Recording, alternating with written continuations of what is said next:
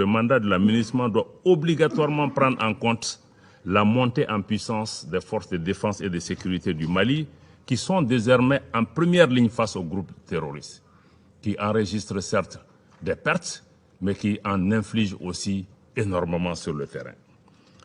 De même, dans le cadre du renouvellement sus-évoqué du mandat de la MINUSMA et la demande d'appui aérien de Barkhane, le gouvernement du Mali exprime son opposition ferme à l'intervention sur son territoire de la force française Barkhane. Après la décision unilatérale de retrait de la dite force, qui a été aussi suivie par la dénonciation par le Mali des accords de défense avec la France. Nous en appelons donc au respect de la souveraineté de notre pays et des décisions prises par les autorités maliennes dans ce contexte.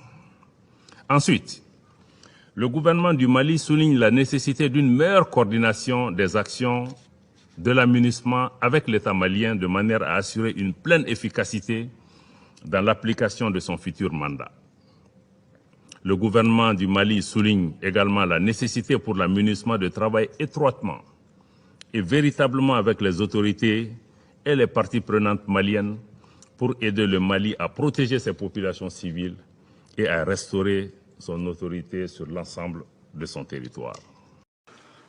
Nous prônons la poursuite du dialogue entre Bamako et la CEDEAO afin de lever les sanctions régionales existantes dont souffre la population malienne, tout comme celle des pays qui ont instauré ces restrictions. Nous sommes convaincus que les autorités maliennes et le peuple malien doivent garder le contrôle des questions liées à la période de transition.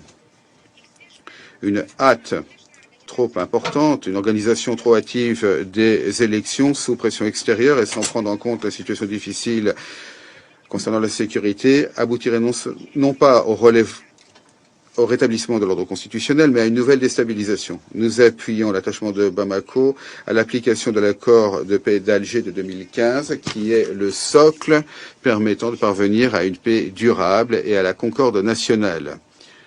Nous sommes solidaires avec les autorités maliennes actuelles concernant le fait que c'est les questions de sécurité qui sont la priorité absolue de la période de transition. Je voudrais relever la réaction très négative des Occidentaux concernant le renforcement de la coopération entre la Russie et le Mali. Il s'agit d'une nouvelle manifestation de néocolonialisme et de poids de mesure. Ces derniers lancent des insinuations peu scrupuleuses concernant les prétendus sévices commis par l'armée malienne avec la participation d'instructeurs russes contre la population civile du village de Moura. Il y a également une campagne de désinformation concernant la découverte de charniers près de Gossi. Je voudrais rappeler que le Mali et tout le Sahel sont victimes d'interventions irresponsables et non approuvées par le Conseil de sécurité en Libye en 2011. Ce sont ces actes qui ont été la cause du fait que la région est devenue l'objet d'un banditisme et d'un terrorisme actif. Nous ne sommes pas les seuls à le dire, les Sahéliens le disent eux-mêmes. Cependant, pourquoi est-ce que les pays du Sahel se sont révélés être si vulnérables?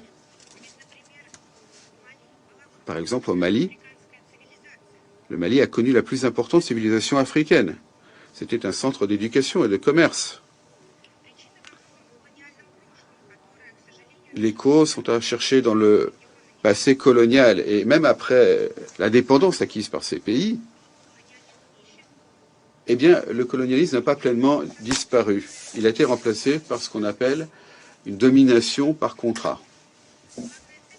Et le principal objectif de cela, c'était de conserver les leviers du contrôle politique et économique. Et le résultat de cela, c'est que la majorité de ces États n'ont pas pu assurer leur sécurité et garantir une vie digne sur l'ensemble de leur territoire. Pour être juste, il faut noter qu'après la crise en Libye créée par les Occidentaux, la communauté internationale a essayé d'aider le Sahel.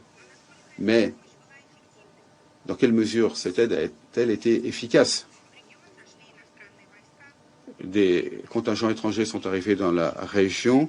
Ils ont annoncé qu'ils luttaient contre le terrorisme, mais la situation a été encore plus déstabilisée et elle continue à se dégrader.